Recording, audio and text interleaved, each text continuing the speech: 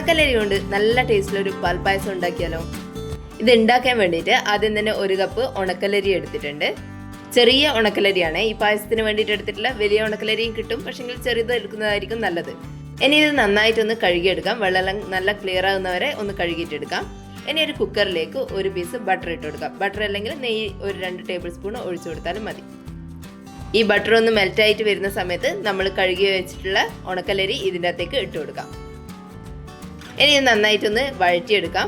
അരിയിൽ എന്തെങ്കിലും വെള്ളത്തിൻ്റെ അംശമെല്ലാം ഉണ്ടെങ്കിൽ അതെല്ലാം ഒന്ന് ഡ്രൈ ആയിട്ട് വരുന്നവരെ ഇതുപോലെ ഒന്ന് വഴറ്റിയെടുക്കാം. വെള്ളം നന്നായിട്ട് വറ്റി ഡ്രൈ ആയിട്ട് വന്നിട്ടുണ്ട്. ഇനി ഇതിലേക്ക് ഒരു 3 കപ്പ് വെള്ളം ഒഴിച്ചു കൊടുക്കാം. 1 കപ്പ് അരിക്ക് 3 കപ്പ് വെള്ളം എന്നുള്ള രീതിയിൽ ഒരു 3 കപ്പ് വെള്ളം ഒഴിച്ചു കൊടുത്തിട്ടുണ്ട്. ഇനി ഇതൊന്ന് ഇളക്കി കൊടുക്കാം. അതിനുശേഷം അടച്ചു വെച്ചിട്ട് ഒന്ന് വേവിച്ചെടുക്കാം.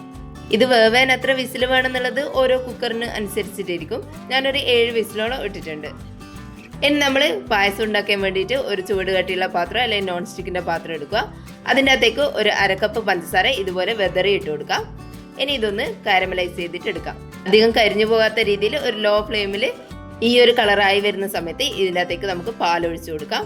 മുഴുവൻ പാലും ഒരുമിച്ച് ഒഴിക്കണ്ട. ആദ്യം ഒരു 2 കപ്പ് പാൽ ഒഴിച്ചു കൊടുക്കാം. പാൽ ഒഴിക്കുന്ന സമയത്ത് പെട്ടെന്ന് പഞ്ചസാര നല്ല കട്ടിയായിട്ട് വരും. അത് പാല് തിളക്കുന്നതിനോടൊപ്പം തന്നെ അലിഞ്ഞിട്ട് വന്നോളും. ഇതുപോലെ പാലിൻ്റെ കളറെല്ലാം മാറി വന്നു കഴിഞ്ഞാൽ ബാക്കി പാലും കൂടി ഒഴിച്ചു കൊടുക്കാം. ഈ പായസം ഉണ്ടാക്കാൻ വേണ്ടിയിട്ട് ആകെ 1 ലിറ്റർ പാലാണ് എടുത്തിട്ടുള്ളത്. 1 കപ്പ് അരിക്ക് 1 ലിറ്റർ പാലും 1.5 കപ്പ് വെള്ളവും ചേർത്ത് കൊടുക്കുന്നുണ്ട്. ഈ പാൽ ഒഴിച്ചതിൻ്റെ കൂടെ തന്നെ നമുക്ക് വെള്ളം കൂടി ഒഴിച്ചു കൊടുക്കാം. ആദ്യം 2 കപ്പ് പാല് ചേർത്ത് കൊടുത്തിട്ടുണ്ട്. ഇപ്പോൾ 2 കപ്പ് പാലും 1.5 കപ്പ് വെള്ളവും കൂടി ചേർത്ത് കൊടുക്കാം. ഇനി ഇത് ഹൈ ഫ്ലെയിമിൽ വെച്ചിട്ട് തന്നെ തിളപ്പിച്ചെടുക്കാം. തിളച്ച് വന്നു കഴിഞ്ഞാൽ ഒരു ലോ ടു മീഡിയം ഫ്ലെയിമിൽ വെച്ചിട്ട് കുറച്ച് നേരം ഇതുപോലെ തന്നെ ഒന്ന് തിളപ്പിച്ചെടുക്കാം. അപ്പോഴേക്കും പാല് ചെറുതായിട്ടൊന്ന് കുറുകി വരും. ഈ സമയത്ത് നമ്മൾ വേവിച്ച് വെച്ചിട്ടുള്ള ഉണക്കലരി ഇതിൻ്റെ അകത്തേക്ക് ഇട്ട് കൊടുക്കാം. മുഴുവനും ഇട്ട് കൊടുത്തതിന് ശേഷം ഒട്ടും കട്ടകളൊന്നും ഇല്ലാണ്ട് ഇത് നന്നായിട്ടൊന്ന് ഇളക്കിയെടുക്കാം. ഈ സമയത്ത് ഇതിൻ്റെ അകത്തേക്ക് വേണമെങ്കിൽ സാബുനരി കൂടി വേവിച്ചിട്ട് ഇട്ട് കൊടുക്കാം. ഞാൻ ഇതിൻ്റെ അകത്തേക്ക് ഇട്ടിട്ടില്ല. സാബുനരി ചേർക്കുന്നത് ഇഷ്ടമുള്ളവരാണെങ്കിൽ ഒന്ന് വേവിച്ചെടുത്തതിന് ശേഷം ഈ സമയത്ത് ഇതിൻ്റെ അകത്തേക്ക് ഇട്ട് കൊടുക്കാം.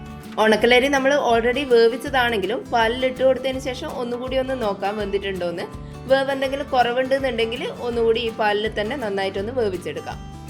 ലോ ടു മീഡിയം ഫ്ലെയിമിൽ തന്നെ വെച്ചിട്ട് ഇതുപോലെ അടിക്കൊന്നും പിടിക്കാത്ത വിധത്തിൽ ഇളക്കിക്കൊണ്ടിരിക്കാം. ഇനി ഇതിൻ്റെ അകത്തേക്ക് മധുരത്തിന് ആവശ്യമായിട്ടുള്ള പഞ്ചസാര ചേർത്ത് കൊടുക്കാം. ആദ്യം നമ്മൾ പഞ്ചസാര കാരമലൈസ് ചെയ്തിട്ടുണ്ട്. 1/2 കപ്പ് പഞ്ചസാര കൂടി ഇതിലേക്ക് ഇട്ട് കൊടുത്തിട്ടുണ്ട്. ഇതൊരു മീഡിയം മധുരത്തിലാണ് വരിക. അതിൻ്റെ കൂടെ തന്നെ കുറച്ച് കണ്ടൻസ്ഡ് മിൽക്കും കൂടി ഒഴിച്ചു കൊടുക്കാം. ഇനി ഇതെല്ലാം നന്നായിട്ടൊന്ന് മിക്സ് ചെയ്തെടുക്കാം. പഞ്ചസാരയെല്ലാം ഒന്ന് അലിഞ്ഞു വരുന്നവരെ നന്നായിട്ടൊന്ന് മിക്സ് ചെയ്ത് കൊടുക്കാം. ഇനി ഇതിൻ്റെ അകത്തേക്ക് കുറച്ച് ഉപ്പ് ചേർത്ത് കൊടുക്കാം. കൂടെ തന്നെ കുറച്ച് ഏലക്ക പൊടിച്ചതും കൂടി ചേർത്ത് കൊടുക്കാം. ഇനി ഒന്നുകൂടി നന്നായിട്ടൊന്ന് മിക്സ് ചെയ്തെടുക്കാം.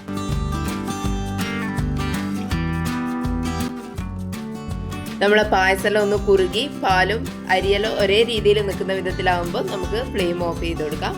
പാല് മേലെ പൊങ്ങിക്കിടക്കുകയും അരി താഴോട്ട് പോവുകയും ചെയ്യുന്നതാണെങ്കിൽ കുറച്ച് സമയം കൂടി ഒന്ന് കുറുക്കിയെടുക്കാം. ഇനി ഒരു പാനിൽ കുറച്ച് നെയ്യൊന്ന് ചൂടാകാൻ വേണ്ടിയിട്ട് വെക്കുക. അതിൻ്റെ അകത്തേക്ക് കുറച്ച് കാഷ്യൂ നട്ട്സ് ഇട്ട് കൊടുത്തിട്ട് ഒന്ന് മൂപ്പിച്ചെടുക്കാം.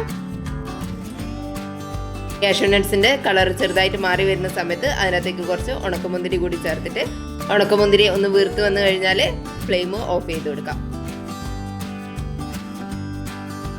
ഇനി ഇത് നമ്മളെ പായസത്തിലേക്ക് ഒഴിച്ചു കൊടുക്കാം. നമ്മളെ പായസം റെഡി ആയിട്ടുണ്ട്.